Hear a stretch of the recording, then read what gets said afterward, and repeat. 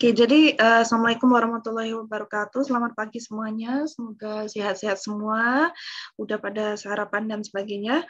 Jadi minggu kemarin karena ditunda ya, ada beberapa terkadang kan beberapa dosen nggak bisa ya untuk hadir kelas dan sebagainya. Jadi untuk minggu kemarin itu sebenarnya Ibu bawa ke minggu ini. Jadi minggu depan itu akan seharusnya kan hari ini adalah tentang logam berat perak ya, tapi untuk logam berat perak itu akan Ibu jelaskan bersama dengan merkuri nantinya. Jadi nanti jadi satu dengan kelas berikutnya seperti itu.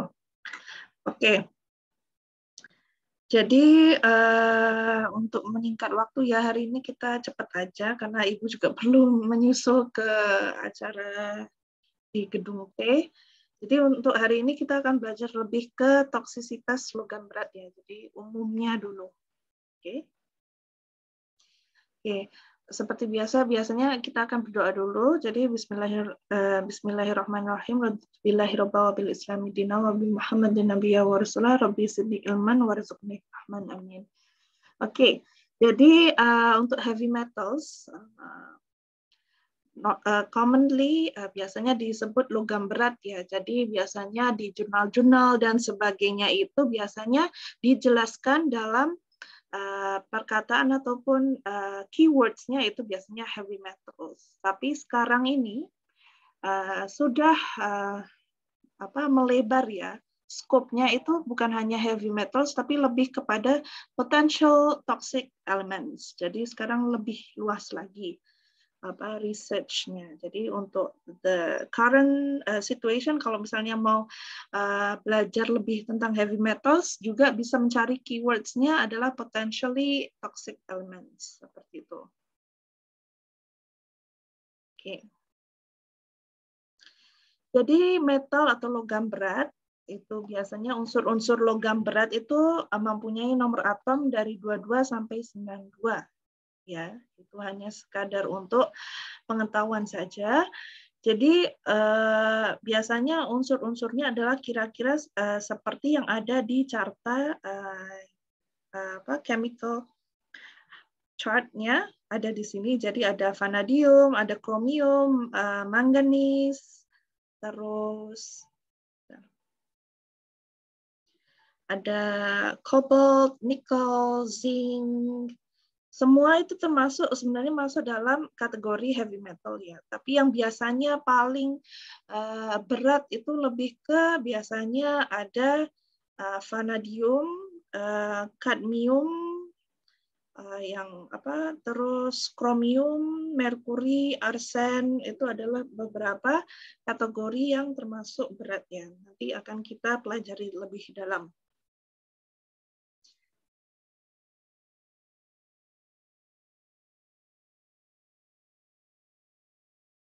Oke, jadi logam metal itu sendiri sebenarnya adalah benda padat atau cair yang mempunyai berat kira-kira 5 gram atau lebih untuk setiap sentimeter kubiknya. Jadi sedangkan logam yang beratnya kurang dari 5 gram itu adalah logam ringan. Biasanya dalam bentuk gram-graman ya.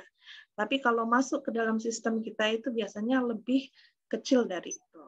Nah, dapat juga dikarenakan sifat toksisitasnya. Jadi kalau dalam bentuk fisikal, kalau dilihat itu kalau beratnya 5 gram itu dikategorikan sebagai logam berat ya, apapun itu. Nah, tapi logam berat itu juga bisa dikategorikan karena sifat toksisitasnya. Jadi kalau sifat toksisitasnya itu tinggi, jadi masuknya adalah logam berat walaupun komposisinya adalah sangat kecil seperti itu yang bisa masuk ke dalam tubuh kita.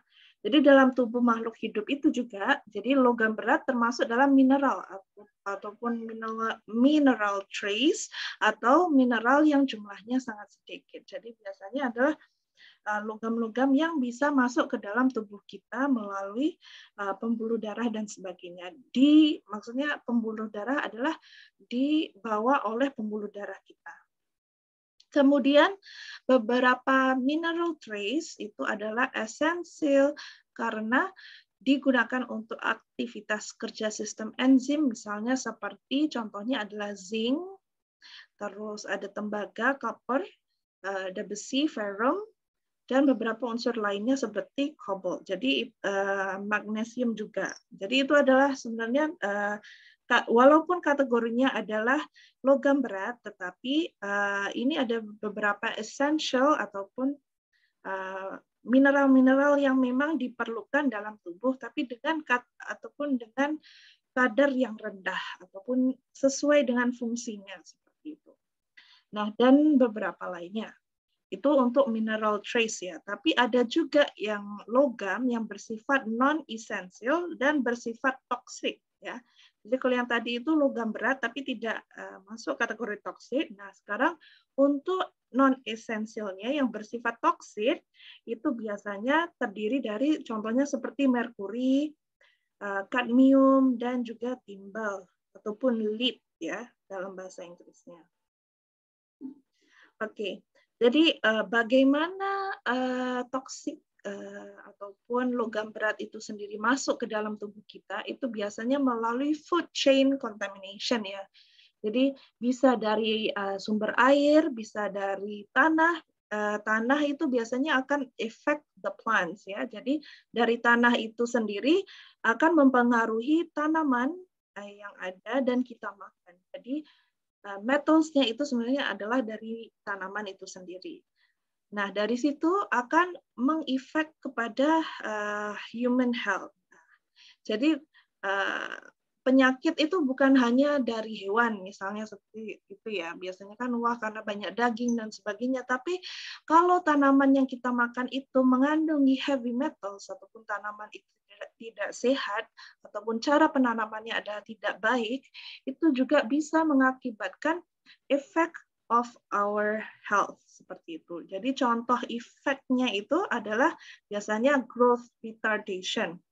Growth retardation itu maksudnya adalah kita tidak tumbuh berkembang dengan baik ya. Jadi mungkin lebih seharusnya bisa lebih tinggi lagi, bisa jadi tidak kurang tinggi ataupun beberapa perkembangan organ kita itu tidak sehat dan sebagainya.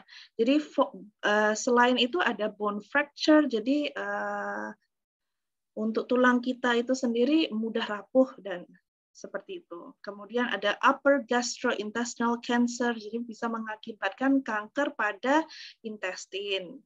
Kemudian immunological defenses, jadi bisa mengakibatkan ada problem dengan sistem autoimun kita seperti itu.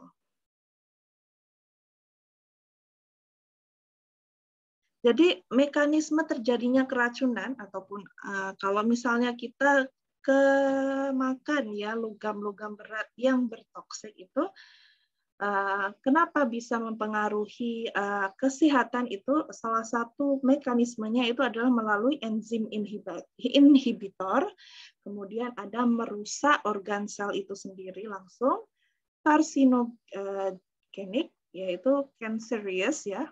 Kemudian ada gangguan pada ginjal, kemudian ada gangguan sistem syaraf, endocrine and reproductive effects, kemudian ada respiratory system, dan juga metal binding proteins. Okay. Untuk enzim inhibitor itu biasanya mekanismenya itu adalah di mana logam berat itu sendiri akan berhubungan dengan enzim dengan cara menghambat interaksi antara logam itu sendiri dan juga sulfihidryl SH kelompok pada enzim. Jadi sulfihidryl group seperti itu ya. Jadi atau logam dapat menggantikan kofaktor logam esensial dari enzim. Oke, contohnya seperti ini. Jadi kalau ada enzim mesti ada substrate untuk melakukan proses ya protein sintesisnya atau seperti itu. Jadi kalau enzim itu kalau ada competitive inhibitor. Nah, competitive inhibitor ini bisa dari logam tadi. Jadi kalau logam yang toksik itu bisa menghambat substrate untuk melekat ataupun berinteraksi dengan enzim itu. Jadi tidak ada proses-proses penghasilan protein dan sebagainya itu. Nah, kemudian juga ada namanya reversible competitive inhibitor. Jadi competitive inhibitornya bisa menempel pada enzim, tapi setelah itu proses substrate dengan enzimnya itu, proses pembuatan protein dan sebagainya itu sangat lambat ya. Jadi mengurangi proses ataupun mengurangi waktu jalannya proses itu. Nah, jadinya kebanyakan substrate ataupun over substrate ya. Jadi substrate-nya terlalu banyak dan sebagainya yang bisa menghasilkan toksik pada tubuh kita itu sendiri.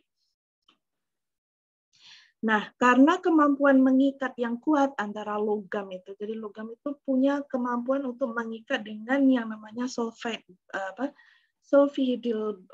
bondnya itu, kelompok sulfhydryl protein, jadi terjadinya inhibisi non-kompetitif seperti itu. Jadi mereka juga diklasifikasikan sebagai racun enzimatik katalitik seperti itu ya. Istilah-istilahnya harus bisa diingat seperti itu. Kemudian pengikatan ini menyebabkan perubahan struktural dan penurunan aktivitas enzim itu sendiri dan menghasilkan efek toksik logam berat pada tingkat organisme secara keseluruhan. Jadi kalau enzim-enzim ataupun logam-logam ini mempengaruhi atau menghambat prosesnya protein sintesis dan sebagainya, maka keseluruhan badan kita, proses metabolisme dan sebagainya itu tidak bisa berjalan dengan baik. Nah, jadi dari situlah mempengaruhi keracunan badan seperti itu. Jadi efeknya itu sangat besar seperti itu. Oleh karena itu, pada konsentrasi yang cukup, ion logam berat seperti misalnya Ag atau perak, kadmium, copper, merkuri berakibat fatal bagi organisme atau menyebabkan efek samping lainnya. Sama aja fotonya. Kemudian untuk merusak logam berat juga bisa merusak organel sel seperti itu ya. Jadi logam beracun dapat mengganggu struktur dan fungsi sejumlah organel. Misalnya enzim itu contohnya itu enzim terkait dengan retikulum endoplasma. Oke, jadi kalau di sini retikulum endoplasmanya itu dapat terhambat, jadi logam dapat terakumulasi di dalam lisosom. Nah, jadi lisosom di sini ya. Jadi kalau masuk dalam sel itu nanti logam-logamnya itu akan berada di dalam lisosom seperti itu.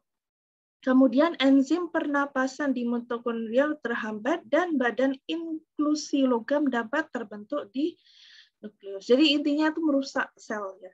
Intinya begitu saja sebenarnya. Jadi merusak beberapa organ sel, terutamanya harus diingat retikulum endoplasma terhambat. Dari situ itu sebenarnya terakumulasinya di mana? Jadi terakumulasinya di lisosom seperti itu. Juga bisa menghambat pernafasan mitokondria. Dan inklusi logam dapat terbentuk di nukleus. Jadi logamnya itu bisa membungkus nukleus seperti itu. Jadi bisa menghambat proses produksi DNA, replikasi DNA dan RNA seperti itu. Oke, untuk karsinogenik seperti biasa namanya kanker ya. Jadi bisa mengakibatkan kanker. Jadi sejumlah logam itu terbukti bersifat karsinogenik ya pada manusia maupun pada hewan. Jadi arsenik, senyawa kromium tertentu, dan nikel dikenal sebagai karsinogen manusia. Berilium, kadmium, dan kisplatin adalah senyawa yang kemungkinan sebagai karsinogen pada manusia. Jadi sifat karsinogenik ini dalam beberapa kasus dianggap hasil dari interaksi ion logam dengan DNA dan menyebabkan terjadinya mutasi. Jadi logam-logam ini bisa mengganggu proses replikasi DNA. Jadi misalnya DNA-nya itu termutasi seperti itu. Jadi berubah strukturalnya itu berubah, dan dari mutasi itu bisa mengakibatkan perkembangan sel dan sebagainya. Oke, jadi contohnya itu seperti ini ya. Normalnya itu mesti ada pasangannya ya, gitu. Adenin, guanin, sitosin, thymine mesti ada pasangannya. Nah, kalau mutated ini jadi ada kesalahan pada replikasi DNA-nya gitu. Jadi kalau misalnya waktu replikasi itu akan terjadi mutasi. Jadi kalau ada mutasi itu akan menyebabkan proses protein sintesis dan lainnya itu bisa menjadi salah ya. Jadi seharusnya selnya bergeraknya seperti ke arah A ataupun berkembang biaknya itu cukup berapa detik saja ataupun dalam waktu yang lama, tapi bisa jadi malah berkembang biak terlalu banyak dan sebagainya. Maka dari itu bersifat karsinogenik. Oke. Kemudian juga ada gangguan ginjal dan syaraf ya. Jadi karena ginjal adalah organ ekskresi utama tubuh sehingga menjadi target umum untuk toksisitas logam. Nah, biasanya kalau ginjal itu terpengaruh berarti logam itu dibawa oleh darah ya. Jadi di pembuluh darah itu sampailah ke dalam ginjal. Nah, syaraf juga menjadi target dari toksisitas logam berat. Jadi misalnya methyl mercury karena larutan dalam lemak siap melintasi penghalang darah otak dan memasuki sistem syaraf. Jadi logam-logam berat ini juga bisa masuk ke dalam otak kita, bisa masuk ke dalam sistem syaraf melalui transfer of blood ya. Jadi proses darah itu masuk diffuse ke dalam otak dan sebagainya, itu logam berat juga bisa diffuse. Ini contoh ginjal aja sih. Oke. Kemudian gangguan sistem endokrin dan reproduksi ya. Jadi untuk sistem reproduksi biasanya pada pria dan wanita berada di bawah kontrol sistem neuroendokrin kompleks dan kontrol hormonal. Jadi biasanya hormon kita ya lebih kepada hormonal ya. Jadi setiap racun yang mengubah salah satu dari proses ini dapat mempengaruhi sistem reproduksi. Jadi misalnya badan kita ini penuh toksik ya, jadi akan sangat berpengaruh pada hormonal kita. Jadi misalnya gampang jadi lebih gampang beremosi, ataupun misalnya untuk perempuan let's say datang haidnya tidak lancar dan sebagainya, mungkin karena banyak toksik di dalam tubuh kita seperti itu ya. Kemudian kadmium diketahui menyebabkan cedera pada testis setelah paparan akut, dan akumulasi timbal di testis akan menyebabkan degenerasi testis, penghambatan spermatogenesis, dan atrofi sel lidi. Oke, jadi atrofi sel lidik itu contohnya seperti ini ya di gambar. Jadi sebenarnya itu adalah sel di dalam testikel. Nah, jadi selnya itu kalau ada kadmium masuk ke dalam sel ini, maka dari proses pathway-nya itu akan mengurangi level of testosteron seperti itu ya. Kemudian masuk kepada gangguan sistem pernafasan ya. Jadi penghirupan serpihan ataupun serbuk halus dari logam berat. Jadi misalnya mungkin rumah kita ataupun environment kita itu dekat dengan tempat-tempat yang memproses logam-logam berat seperti itu. Jadi mungkin di udaranya itu ada serpihan halus yang tidak bisa dilihat, terbawa nafas kita, seperti itu. Contohnya juga seperti abu vulkanik ya, kalau Merapi ataupun gunung-gunung vulkanik itu meletus, itu sangat berbahaya pada pernafasan kita ya. Jadi mengandung mineral dan logam yang juga termasuk paparan akut yang dapat menyebabkan iritasi dan peradangan pada saluran pernafasan seperti itu. Jadi paparan kronis ini biasanya menyebabkan fibrosis, adalah aluminium atau karsinogenesis, arsenik, kromium, nikel, dan sebagainya.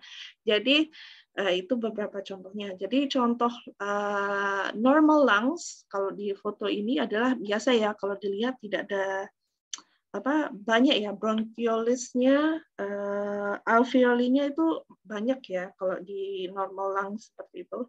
Nah, kalau damage, kalau masuk pada tahap pulmonary fibrosis itu, maka adanya damage bronchiolis dan alveoli. Jadi alveoli-nya itu jadi mengecil ataupun jadi mengkerut seperti itu ya. Jadi proses darah kita untuk mengambil oksigen itu dari paru-paru itu jadi kurang ya, ataupun terhambat. Maka dari itu bisa sesak nafas dan sebagainya.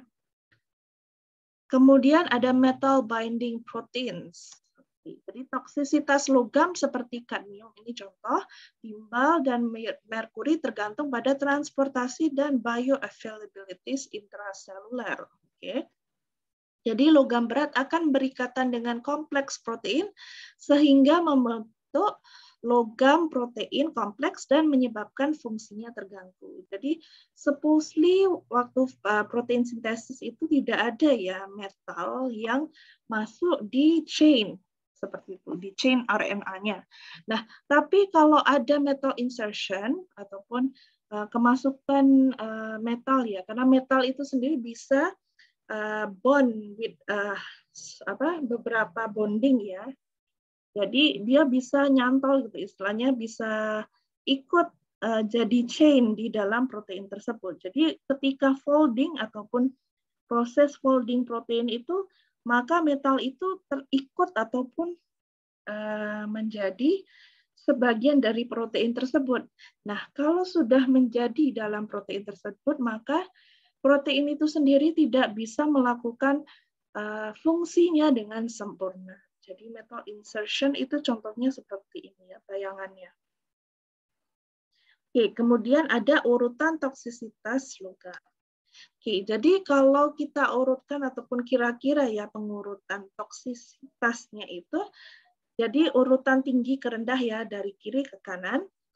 Jadi paling tinggi itu biasanya adalah merkuri ya. Merkuri itu memang toksisitasnya paling tinggi ketimbang ataupun dibandingkan dengan logam-logam lainnya. Maka dari itu semua jenis bahan kosmetik, bahan apapun itu yang berkaitan dengan manusia itu tidak boleh ada merkurinya. Dulu mungkin yes, zaman-zaman dahulu ya, karena belum begitu mengerti ya tentang toksisitas sebuah logam berat.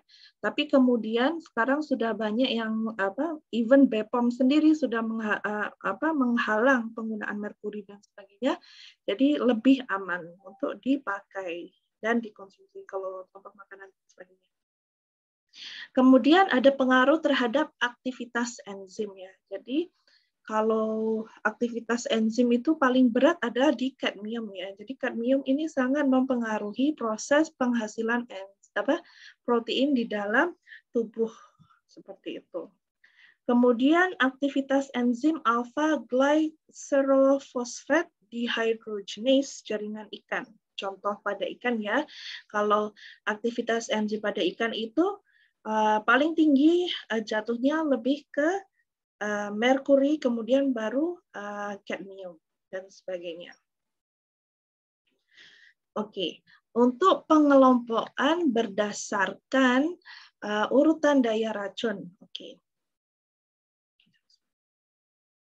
Jadi untuk pengelompokannya kelas B ataupun masuk dalam kategori sangat beracun itu adalah contohnya adalah merkuri, lead, ya, timbal, terus ada SN tuh singkatannya, oh ini apa?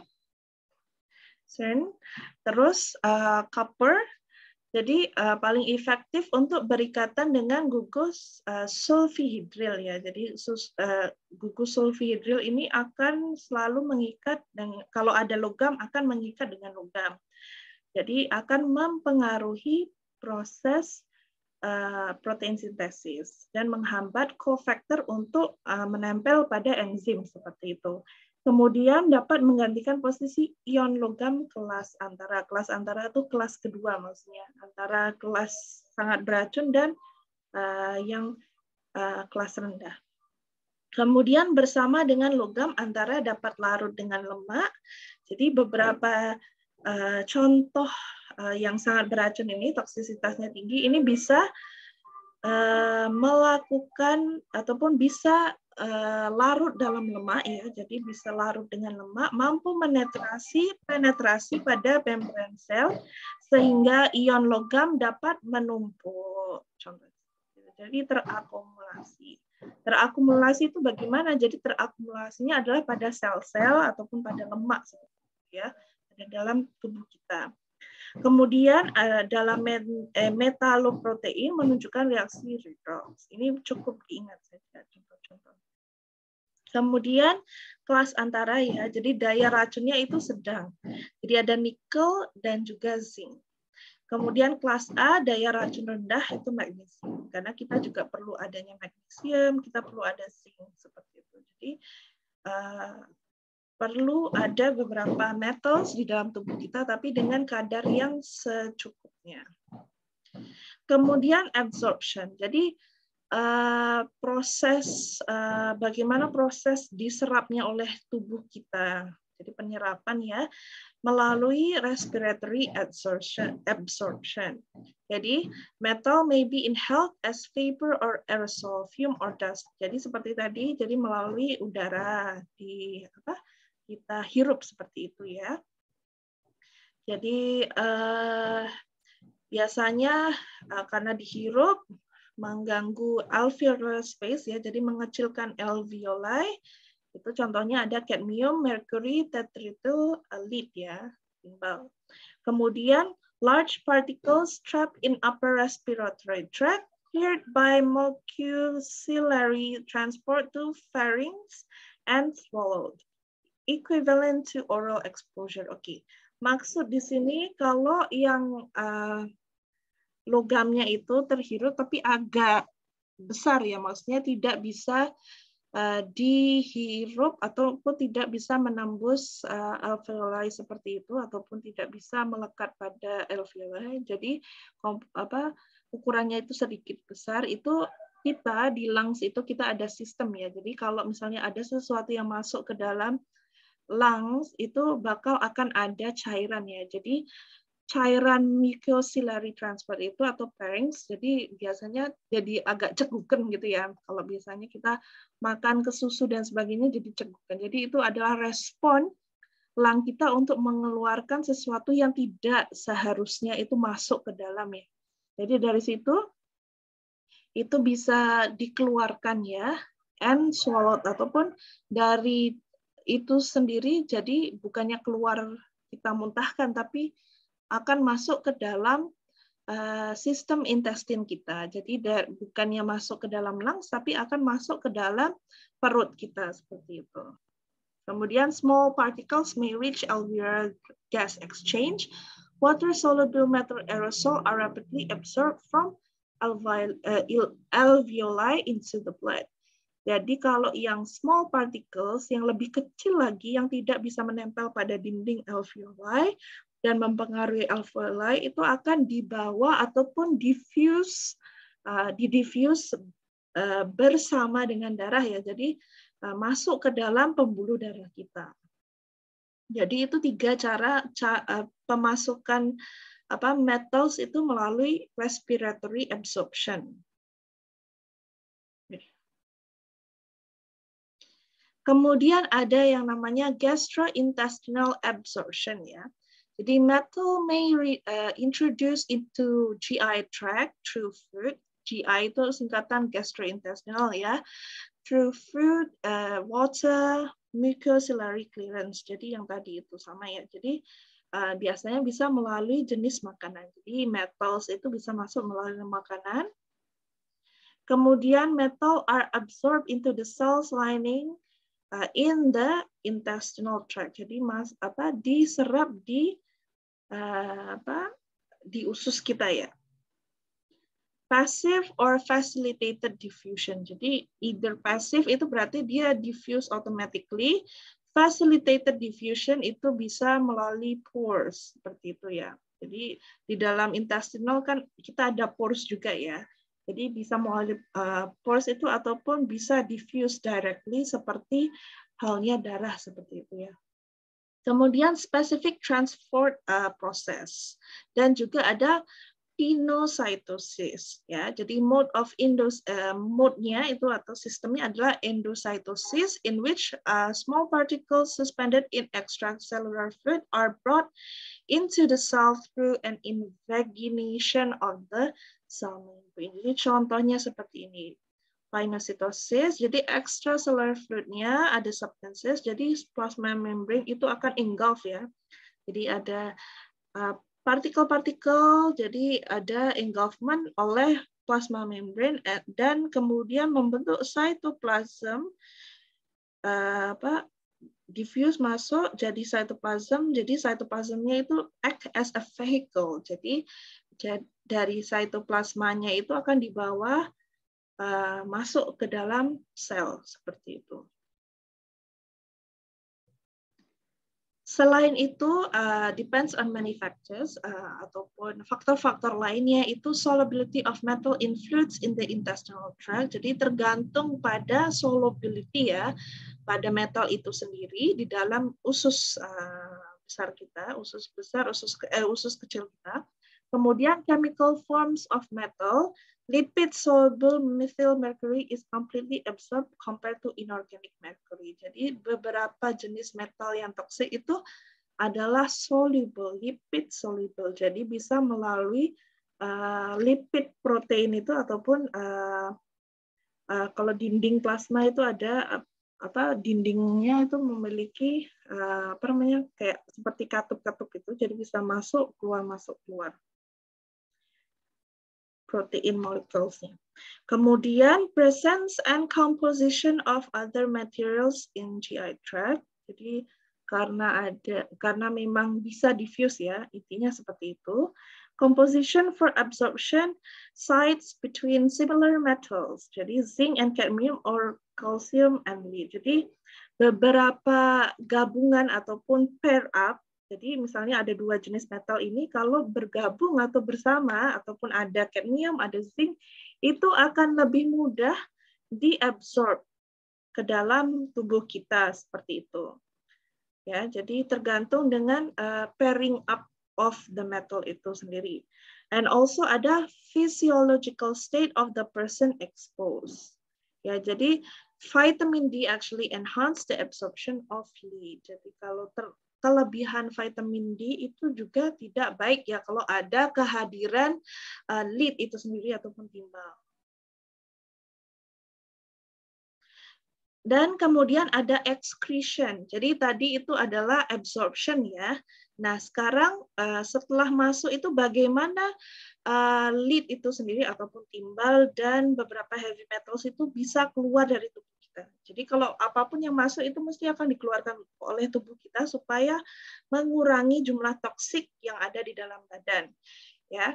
Jadi excretion of course akan melalui kidney, ya. Jadi melalui pundi kencing juga, jadi important route of excretion, ya.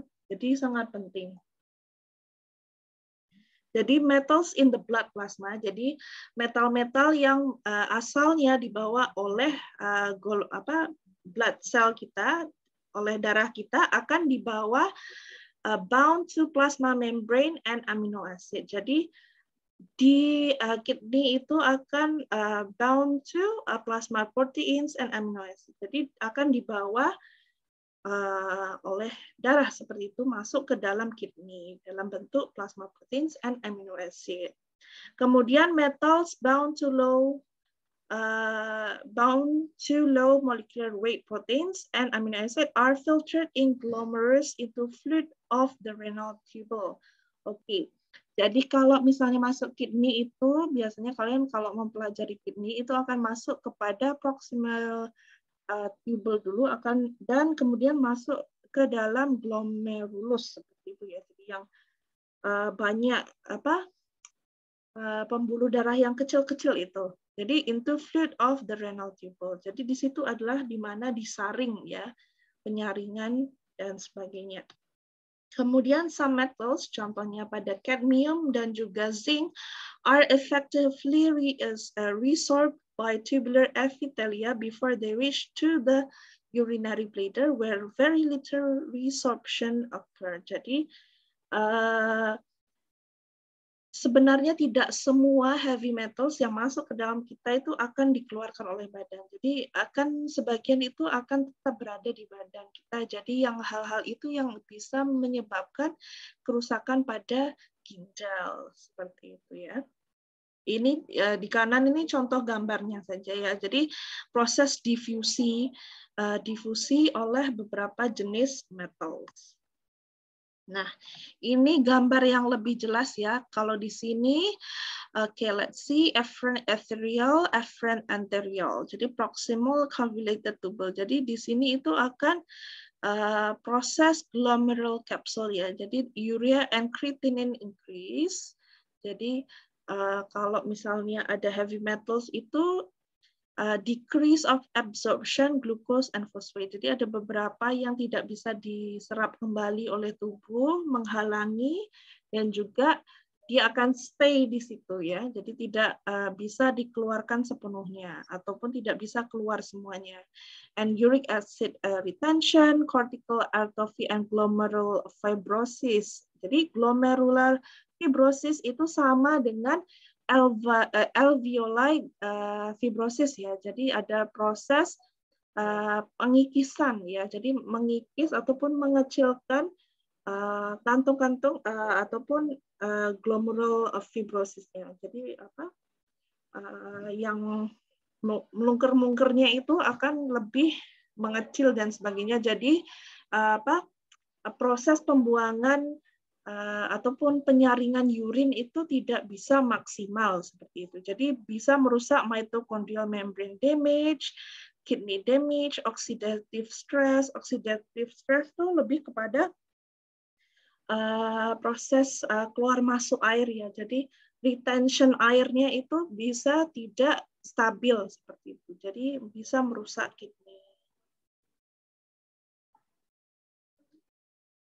Oke, excretion ya. Jadi selain itu, selain kidney, keluar dari kidney ada enterophatic circulation ya. Jadi absorbed metal may also excreted into intestinal tract in bile, pancreatic secretion, or saliva. Jadi banyak macam-macamnya. Kemudian minor pathways ada hair, nail, saliva, perspiration, exhaled air, lactation, exfoliation, oxygen. Jadi dari semua jenis sel, semua jenis yang ada pori-porinya, jadi dari skin kita sendiri, pokoknya semua jenis yang ada pori-porinya ya, termasuk rambut, itu semua itu adalah tempat pengeluaran heavy metal seperti itu. Jadi misalnya badan kita toksik gitu ya, banyak toksik ataupun kurang sehat, itu mesti skin-nya nggak bagus, jadi misalnya gampang berjerawat dan sebagainya. Nah, itu adalah tanda-tanda toksisitas ya. Jadi badan itu mengeluarkan toksik, berusaha mengeluarkan toksik dalam badan kita. Jadi melalui apa saja yang bisa dikeluarkan. Oke, jadi heavy metals itu sendiri sebenarnya lead to abnormal growth. Jadi sangat-sangat berbahaya bagi ibu-ibu yang mengandung ya.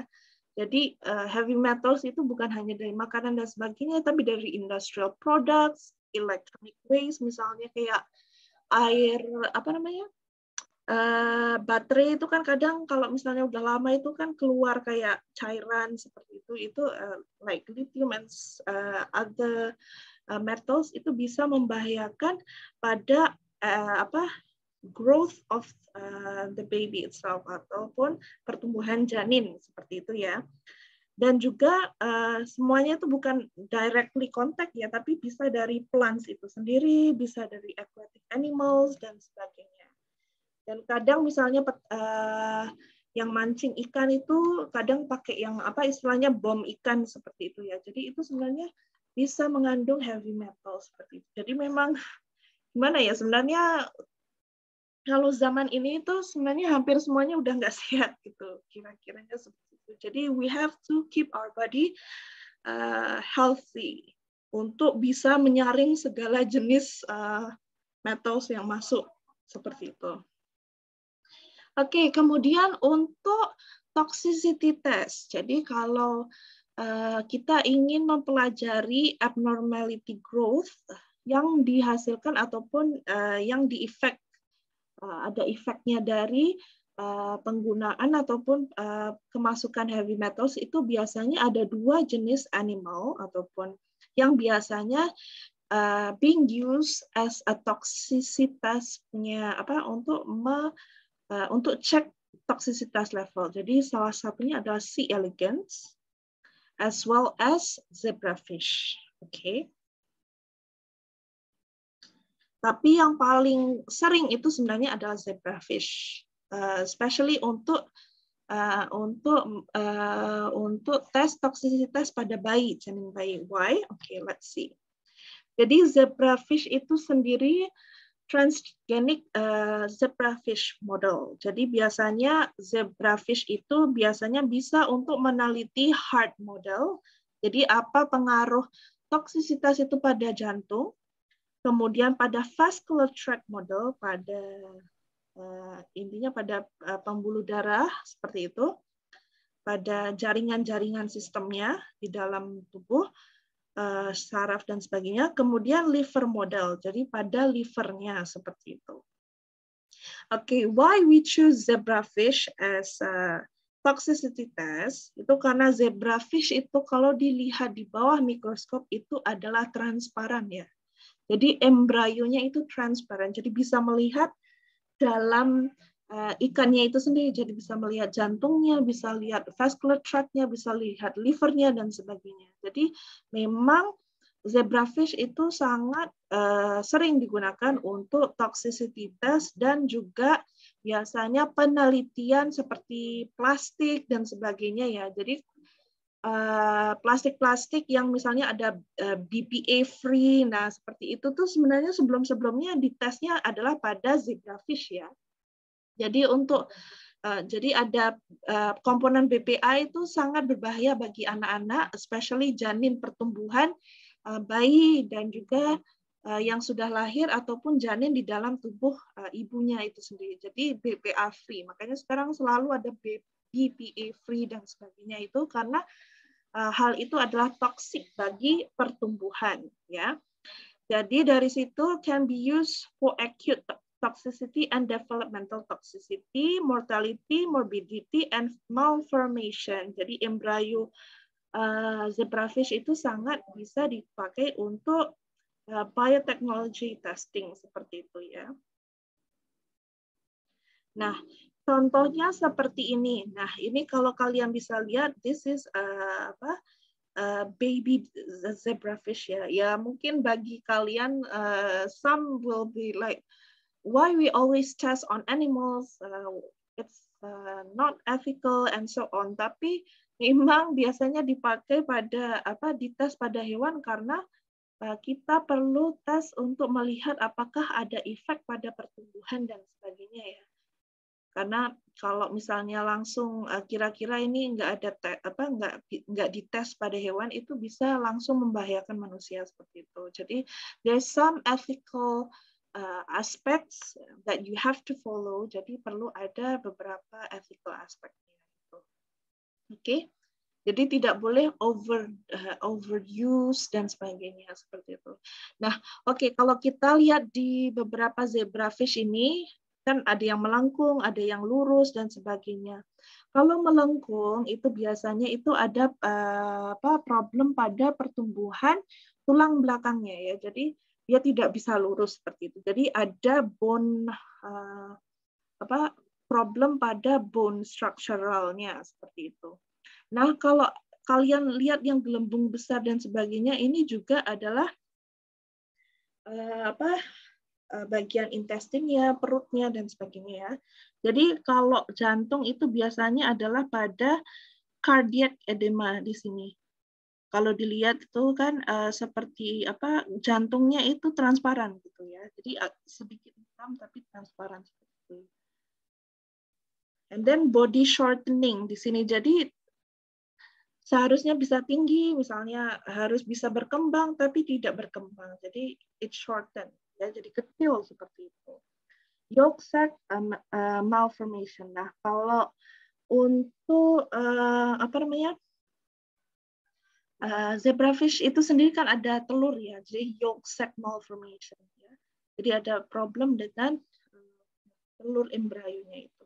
Kemudian C-shape body dia akan melengkung ya karena efek daripada heavy metals. Spine curvature. Nah, jadi scoliosis ya. Jadi ikan itu bisa scoliosis karena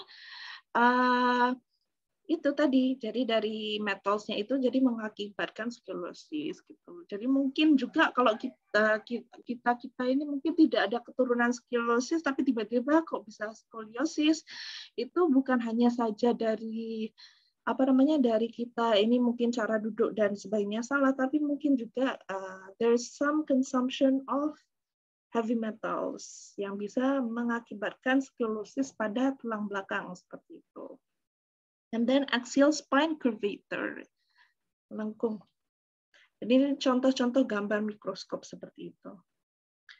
Oke, jadi di sini karena PB itu lead ya, jadi timbal. Nah ini saja bisa mengurangi locomotor activity, exploratory behavior, freezing and anxiety bisa naik, short term memory menurun, color preference, dan sebagainya. Jadi banyak efeknya pada proses pertumbuhan. Seperti itu. Jadi untuk melihatnya itu biasanya pada zebrafish. Gitu. Okay. Other toxicity test normally also with animals. Kasihan sih sebenarnya, tapi those are the tests that is needed. Ya. Kira-kiranya seperti itu. Tapi currently the issue now sudah banyak testing yang bisa digunakan tanpa testing pada animal ya. Jadi sekarang lebih ke misalnya penggunaan bakteri ataupun penggunaan selnya. Jadi kita ambil selnya aja, kembang biakkan sel, maka kita tes on the cell itself seperti itu. Jadi tidak perlu tes pada hewan seperti itu ya. Jadi beberapa model untuk toksisitas contohnya yang sering kali digunakan adalah seperti ini. Jadi mostly pada zebrafish ya karena ingin melihat embryonic punya structure. Kemudian ada earthworm, ada pada hewan lainnya dan sebagainya. Oke, effects of heavy metals and metalloids itu ini contoh-contoh efek pada setiap jenis heavy metals ya. Jadi kalau lead itu bisa mengakibatkan anemia, wrist drop, neuropathy, vomiting dan sebagainya. Nickel apa, zinc itu apa dan sebagainya ya. Ini perlu diingat-ingat aja kira-kira. Kemudian, kalau pada tubuh kita, commonly brain injury, cardiovascular shock, jadi penyakit jantung, lung damage, liver damage, gastrointestinal inflammation, jadi ususnya tuh ngembang gitu ya, bengkak istilahnya. Ada pembengkakan, kidney damage or failure. Jadi ini adalah beberapa permissible limit ya. Jadi ada ppm, ada miligram per kilogram. Either way, sebenarnya banyak di internet you can find the permissible limit ya. Jadi kalau ppm ini sebenarnya singkatannya parts per million ya. Jadi parts per million itu sebenarnya can be also expressed as miligram per liter ya. Jadi hanya bisa maksimal ada masuk itu 0,1 miligram per liter itu adalah limitation-nya. Kalau lebih dari limitation itu bisa mengakibatkan ya itu tadi banyak kidney failure dan sebagainya. Kita masuk ke chronic toxicity sedikit lagi.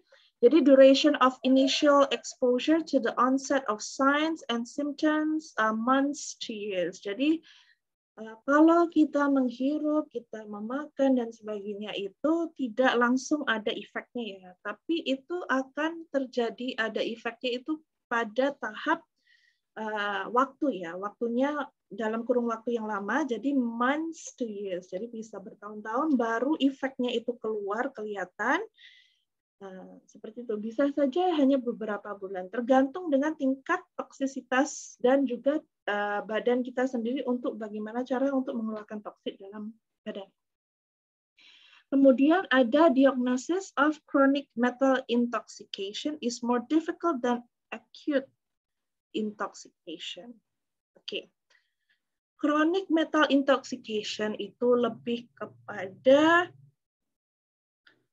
diagnosis pada tahap metalnya itu sedikit ya di dalam badan. Jadi tidak begitu banyak gitu ya. Jadi hanya kita mungkin terkonsumsi sesuatu tapi pada tahap yang sangat tipis seperti itu ya. Jadi kadarnya itu sangat rendah tapi terus-menerus. Nah, itu untuk mendiagnosis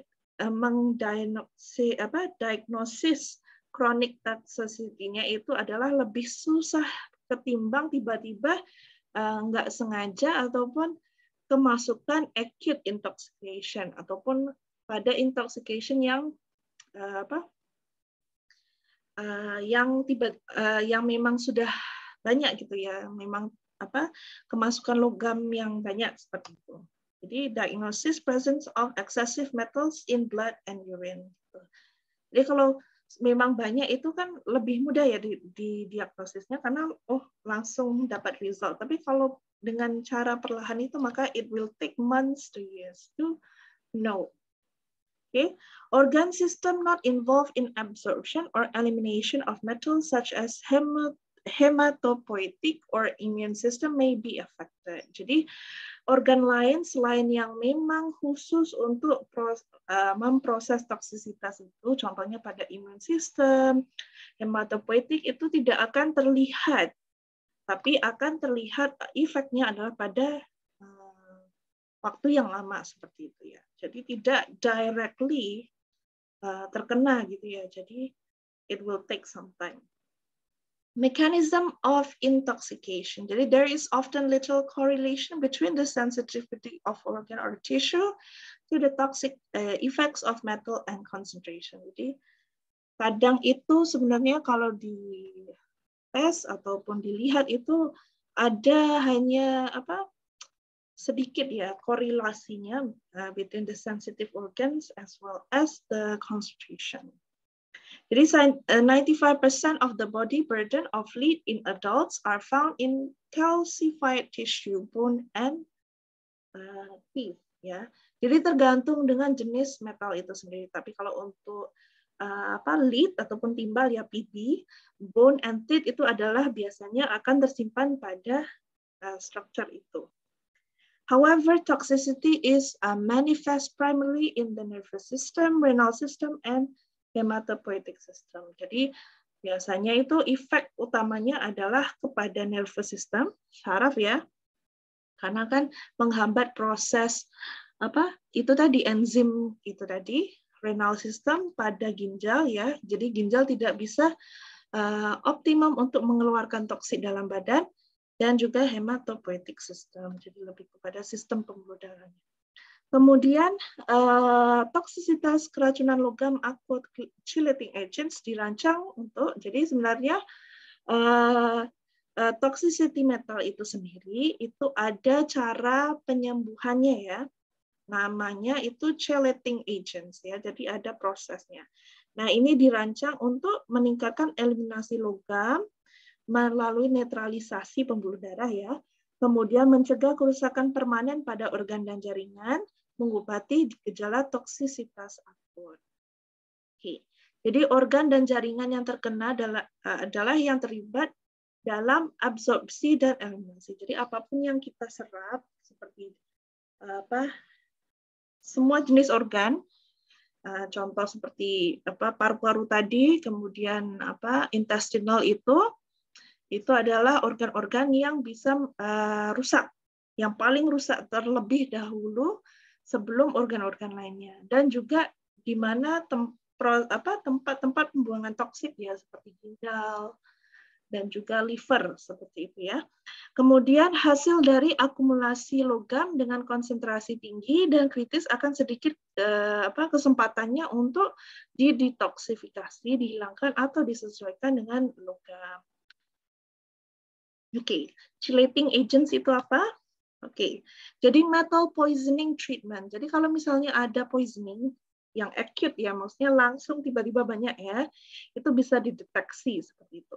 Jadi kalau dideteksi itu, there will be a treatment of metal exposure to prevent or reverse toxicity is done with chelating agents or antagonist ya. Jadi sifat antagonis.